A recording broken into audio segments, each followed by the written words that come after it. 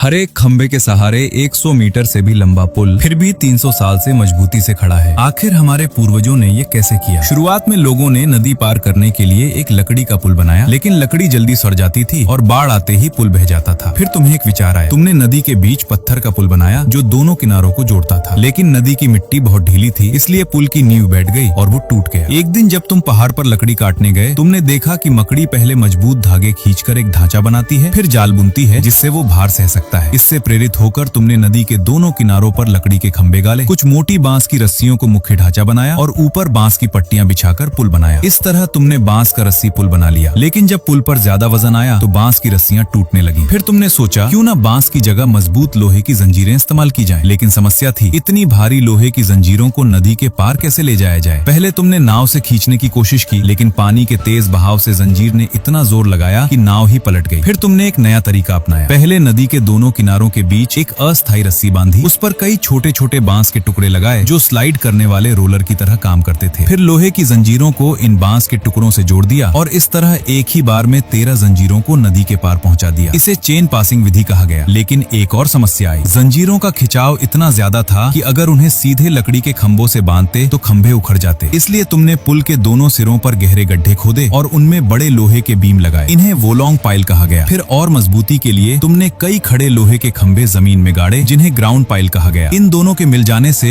एक बहुत मजबूत नींव तैयार हुई। फिर तुमने 13 जंजीरों के सिरों को खोलकर उन्हें इन लोहे के बीम पर लपेटा और पिघला हुआ लोहा डालकर उन्हें एक मजबूत जोड़ में बदल दिया। इसके बाद मिट्टी और पत्थर भरकर नींव को और मजबूत किया गया। लेकिन सिर्फ जंजीरें होने से चलना सुरक्षित नहीं था, इसलिए तुमने पहले आड़ी लकड़ी की पट्टियां बिछाई, फिर उनके ऊपर लंबी पट्टियां रखी और सबको लोहे की तार से मजबूती से बांध दिया। अब पुल पर चलना सुरक्षित हो गया। तुमने पुल के दोनों सिरों पर मंडप भी बनाए जहां लोग बैठकर आराम कर सकते थे और ये जंजीरों को बारिश और हवा से बचाते थे ताकि वे जंग न लगे। और इस तरह तुमने एक अद्भुत लोहा श्रृंखला पुल बना दिया जो सदियों तक मजबूती से खड़ा रहा।